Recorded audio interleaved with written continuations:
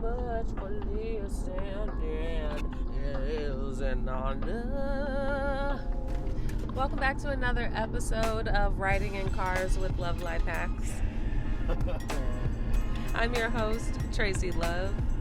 And I am riding a car with Christoph Silber. I'm driving. You are driving. I'm Chris Silber. Who's driving? Fancy seeing you here, my lovely wife. What are we talking about today? So I had a conversation the other day with someone who shall remain nameless, of course, always and forever. We don't name names. You don't name names. Okay, that was that mattered to you, I can tell. So yikes. Good hot you had any uncomfortable experiences around that topic lately? Anyway. Someone call you out? No, because I don't have anything. Because you don't do that. You don't name names. You're good with that. I don't mess with anybody. Nobody messes with me.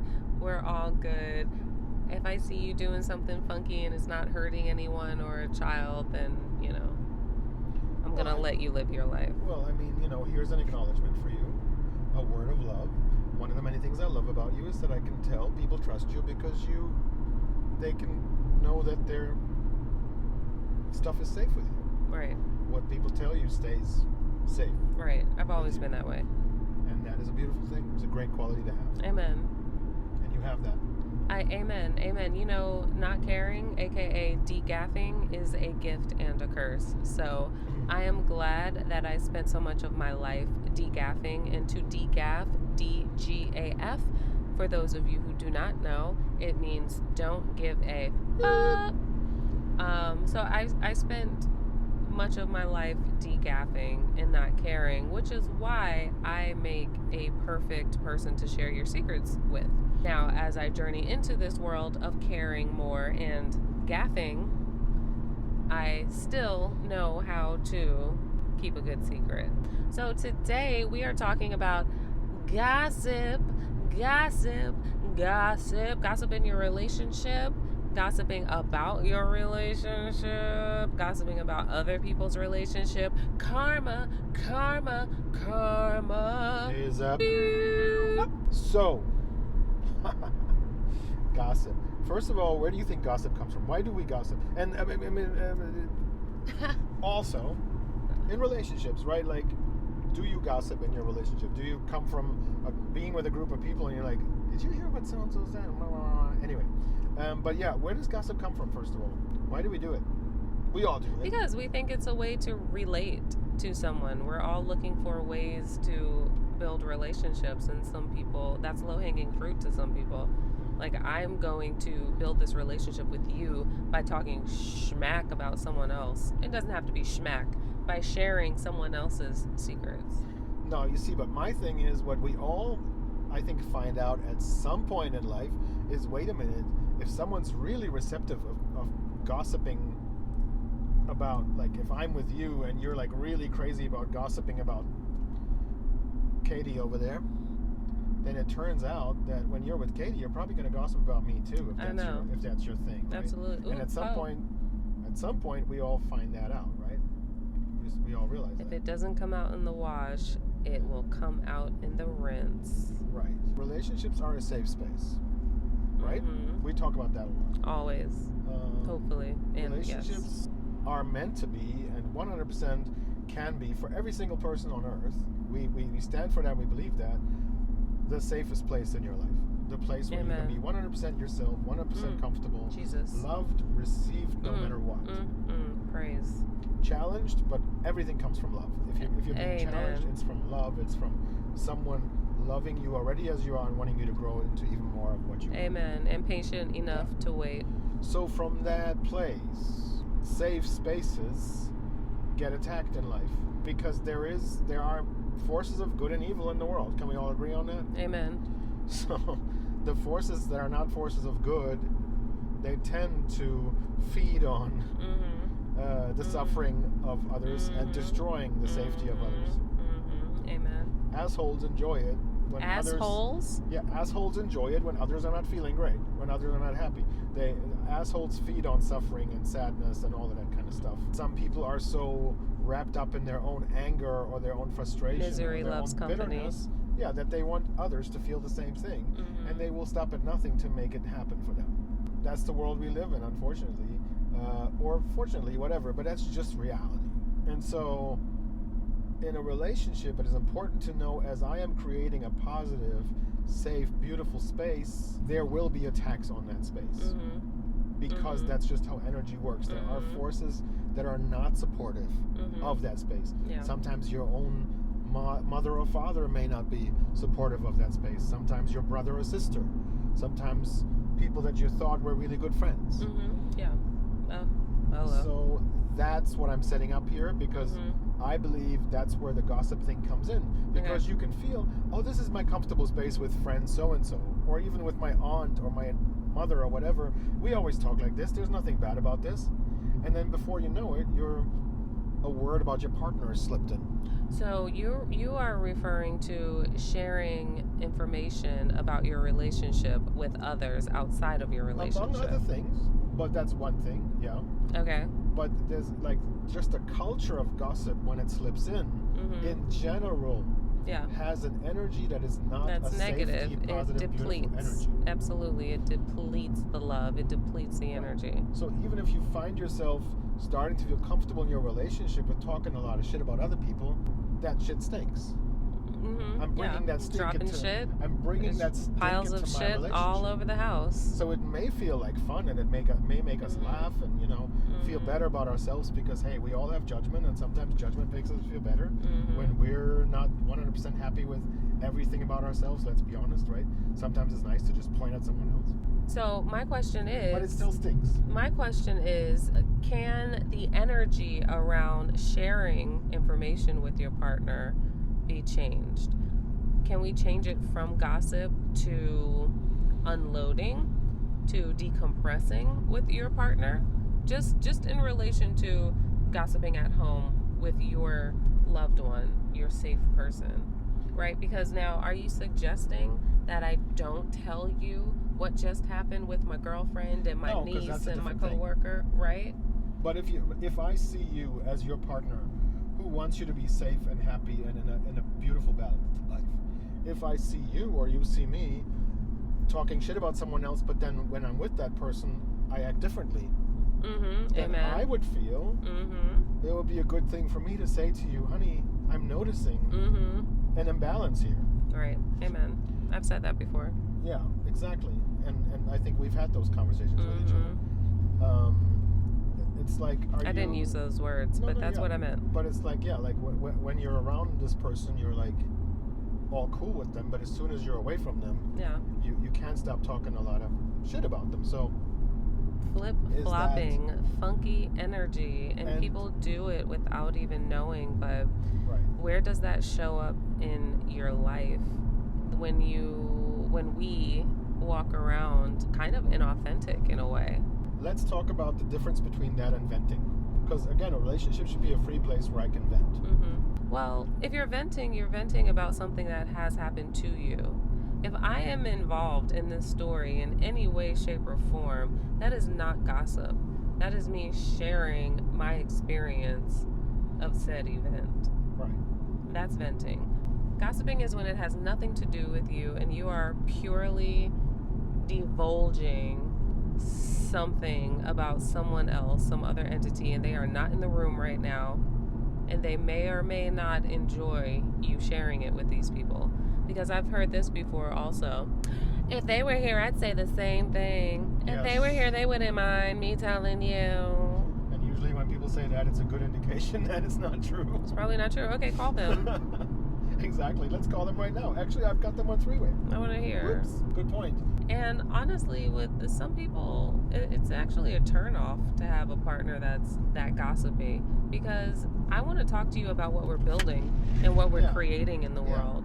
I want to talk to you about ideas. I want to talk to you about how we can help and how we can grow. I don't want to hear about your cousin and her baby daddy drama.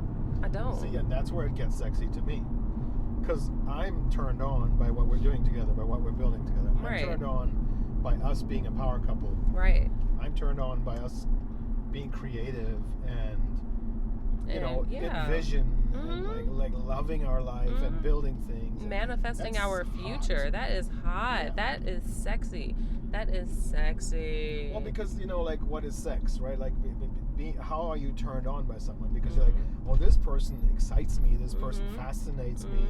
This person makes me feel like I want to keep coming back to them because they're safe. They're great. So smart. They're a beautiful, wonderful place to come to. Sapiosexuals. Right? And that is obviously any negative energy, if you want to call it that, any sort of backward-facing energy, because gossiping is always backward-facing too. Yeah. It's about something you said with the venting. It's about something you were involved in that happened. But gossiping is also about something in the past. Yeah. I heard them say this. They always do this. So I'm stuck in some event that has nothing to do with where I'm going in life. I just decide to let my energy sit there with whatever I dislike about that person. I know a ton of families. I actually grew up in a family where not venting, but actual gossiping about each other was normal. So my grandmother would gossip about anybody who was not present. She would gossip about my uncle to me, and about me to my uncle, and about my mother to you get it. So yeah, no, it's just like when you come from that kind of an atmosphere, it's toxic. That's what people call toxic. Like, you're spending so much energy on all the things you dislike about other people or make you unhappy about other people. Yeah. You don't even notice anymore how deep you're in it yourself. Exactly. How deep you're in that very thing you're disliking. You're stuck in that shit yourself. And what does that do to the relationship? It makes it yucky. It's not sexy. Nasty. It's not sexy. You wonder why you're not having sex. You wonder why you're not able to hold hands. Can you really hold hands and cuddle with your partner while you're gossiping about someone else? Like, just think about that body language. Yeah. When you're so excited to share a story, you're like, babe, we're facing each other, we're squaring off, I need you to get this story right now. So for every minute that I spend sitting across from you wanting to talk about the past and someone else, I'm wasting valuable time connecting with you. Right. And checking in with you and checking in with our future and the status of our household and our finances and our schedule. Amen. So now let's talk about alternatives. Because someone now might say, rightfully so, yeah, well, sometimes we just have to deal with people that are really annoying and we can't just get out of it. I'm not going to argue with you. In my belief, you can always change your life. But okay, saying like you have a boss that's just really annoying and you need that job. You have a mother living in the house with you that you can't just kick out. Yes. Whatever. And you're like, okay, so what do I do with that? Sometimes I just need to unload about that because it's really hard. And I should be able to unload with my partner about that. Let's talk about healthy ways to handle that without living in this gossip energy where we're both covered in stinky stuff and we don't even enjoy each other anymore. I think a good way to deal with that would be to set aside time. Go ahead and set aside a gossip 10. You get home from work, set an alarm, you have 10 minutes to tell me everything you want to tell me because I know you need to get it out of you and I don't want to send you out into the street to go talk to strangers about it or someone else who will listen who's also going to try to slip in anyway. I love that. I've done leadership coaching, career coaching, stuff like that. When in those areas, and I've even done some life coaching as a side gig for a while, and like in those areas, that's actually what I did. I said, okay, and that's what I learned to do when I was, because I have like a certification for that. So what I learned to do is, hey, when your client is in their shit, you let them vent, but you set a clock for it. You say, okay, you know what? You're in your shit right now. I can tell, but this is our time that we have set for this week. My schedule is busy too. We want to get something done today in our session. So here's 2 minutes for you. Boom. Go ahead, vent. Yeah. And when those 2 minutes, and I will gracefully listen and let you have your moment. But after that, we need to go back to it. We're getting back to work. Yeah. Or we're getting back to rest. Yeah. Or we're getting back to working out or cooking or what, or us. We're getting back to us. Yeah. I think that sounds really productive. In 10 minutes, who needs more than 10 minutes? Right. You can get every story out and feedback in 10 minutes. Oh, yeah. I've done that with my sister before. She called me on the phone like before a meeting, and she just, without saying hello, she just launches into a story she wants to share, and I say, hey, I'm going to stop you. I have 10 minutes. Okay, I'll tell you the quick version. And I'm thinking, why don't you just always tell me the quick version? Like, nobody ever needs the long version, ever. Well, some people also just like to talk. But yeah, I feel for the sake of a healthy atmosphere in a relationship, I think you can settle with 10 minutes. Mm-hmm. Because also I've noticed, have you noticed that too? When you're giving friends, partners, people in your family the grace of talking as long as they want to, you're kind of just supporting them in their wallowing. Like, in my experience, it's like you're going in circles. Yeah. Like, we've all had those conversations. Just like a bad therapist. Yeah, with people we know. Where it's like, okay, look, we're going back to the same thing, and I love you, but I don't think I'm helping you right now in any way to looping around the same thing like that. Yeah. I'm here for it, but I'm not. Like, at some point, it's just like, I can't give you anything. And someone's going to hit you with that.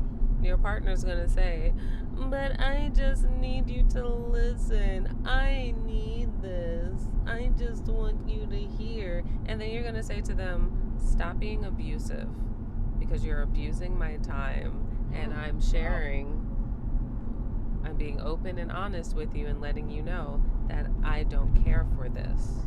I mean, that could be a trigger word for some people. Abuse. Stop being abusive. Abuse me in the right way. But I hear you. In many ways it is. I was looking for my own word for that. But it's definitely selfishness. At some point it becomes selfishness. Yeah. I think a lot of times when we are in this mode where we feel we're the victim to something bad has been done to us, we feel like we can't be,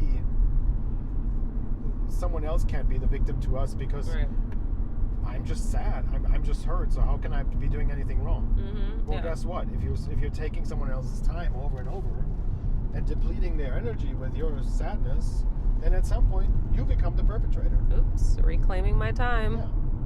Yeah. And that will come up in a relationship because in relationships we witness ourselves in all the good and the bad. And sometimes when my energy is really low and I'm at that level where then I need a gentle reminder from my partner. Like, again, hopefully it's a little more gentle than stop being abusive. But, something that whatever works for both of us. What's a better way? That gets me out of this space where I'm like, okay, she's right. This is a good time to move on. What's a better word? Let's think about it. Well, it's maybe you have a safe word in your relationship in general, right? Yes. Just use the one that resistance. Just use the one that you use when you're playing games in the bedroom. No, but pink elephant. Is that it? Yeah. You forgot the safe word. I've never needed one. Whoops. Hello. We're so fun together. Oh, that's why. Not because there's no limit. Do whatever you want. Yeah. That's why we're wearing matching rings. I was waiting to hear that at the altar. I mean, hey, look, again, relationships are safe spaces, so I'm thinking you're going to be safe with each other, so you're also already understand what is a safe way of communicating. If you don't have that, please work on that now. Oh my God, yes.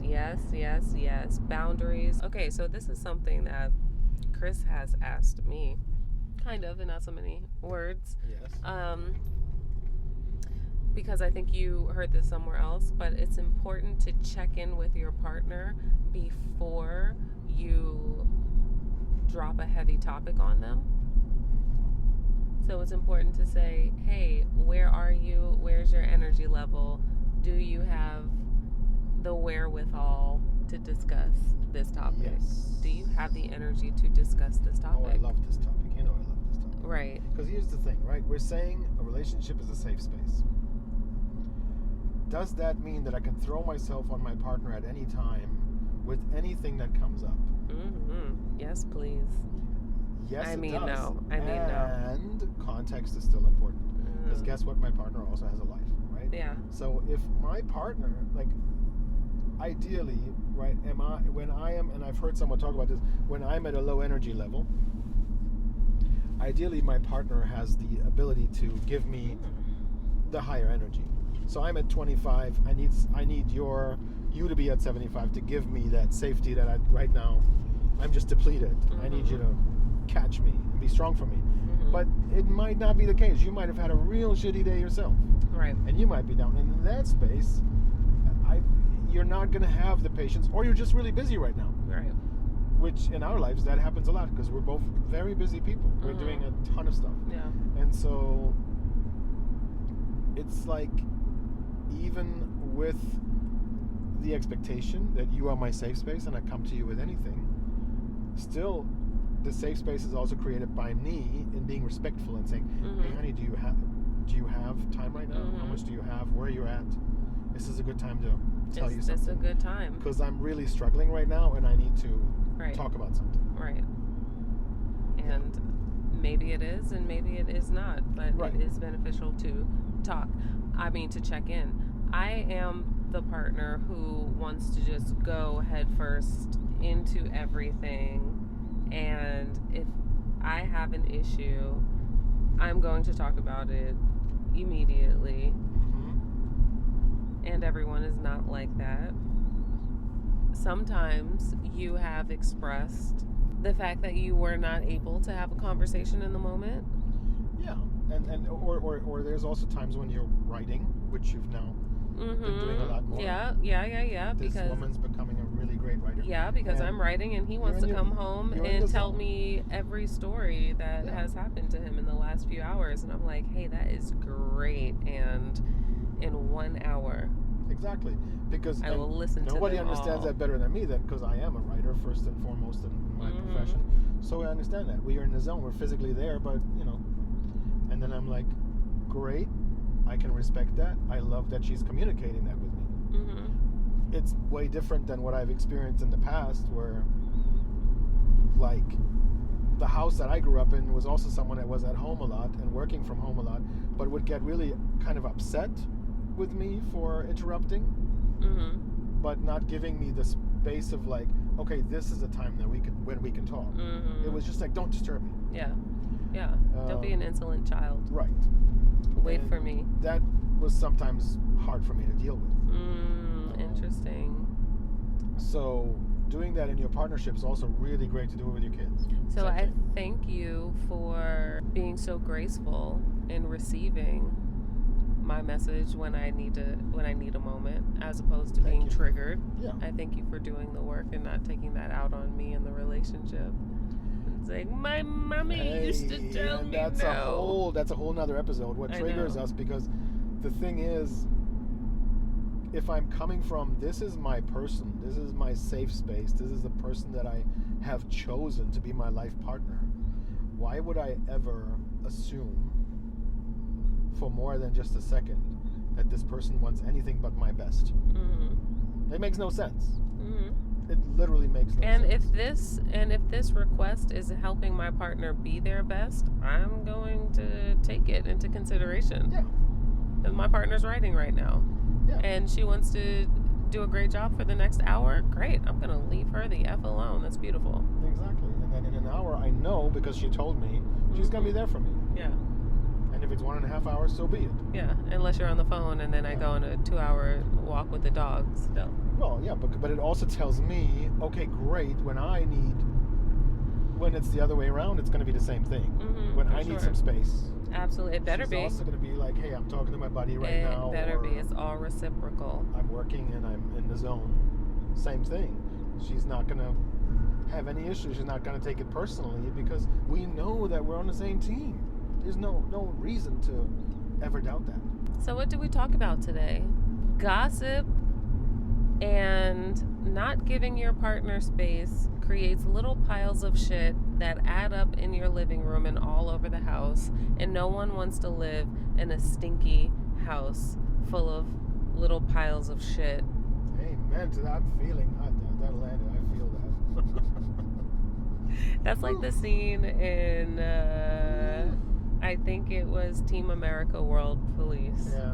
where they're drunk in a bar, and he's like, the world is full of assholes and pussies. Oh God. You have to see the film to know it. And so anyway, I just had to think right now of Cheech Marin in front of the titty twister in From Dusk Till in a Dawn. movie that I happen to like. From Dusk Till Dawn. Where he names all the kinds of pussy that can be Oh yeah. had in there. And then the penny pussy sale. Probably one of the greatest monologues ever written. How cool do you have to be to have 3 roles in a film? Yeah. Right? You have to be cool. You can't just be anyone. They're not just going to give that to anyone. Yeah, I mean, he was probably looking at Peter Sellers and saying, I want to be that. I want to be that. Anyway, let's keep our relationships sexy by limiting the gossip if you need to. I mean, honestly, we really shouldn't be doing it anyway, but some people really do need to be a conduit of energy and stories and a medium, and they need to move it through them. So if you need to do it, 10 minutes tops, get it all out, move about your day. Please limit the amount of shit piles you drop in your house and in your relationship. We keep it sexy, people. Right. And if your partner asks for space for a certain amount of time, give it to them. Yes. Give it to them, because I bet you they're going to love you and be so grateful and be so honored that you are that graceful and patient, and then they're going to give you everything you want. Right, because people, we're not children. As much as it can be nice to be childlike in certain areas of your life, but we're not children, we're grown-ups. So let's not be children who say, just because I want something right now, the whole world has to move my way. Including my partner. Including my partner right now. Wah! Be aware of the energy. Does your partner love you? Yes. Is your partner able in a good relationship to also in some ways receive you like a child? Yes. Like, in terms of making you feel safe and, wanting to make you completely happy. But also, they don't always, it doesn't make a partner a less wonderful partner if they're not always ready for you whenever you need it. Because you're not the other way around, let's be honest. Amen. Yeah. And have a wonderfully, wonderfully, awesomely blessed day. Thank you for listening. Thank you. You could be anywhere in the world right now, but you are here with us, and we are honored. That's sweet. And we appreciate you, and we love you. This has been another episode of Love Life Hacks with your host, Tracey Love. And Chris Silber. See you next time.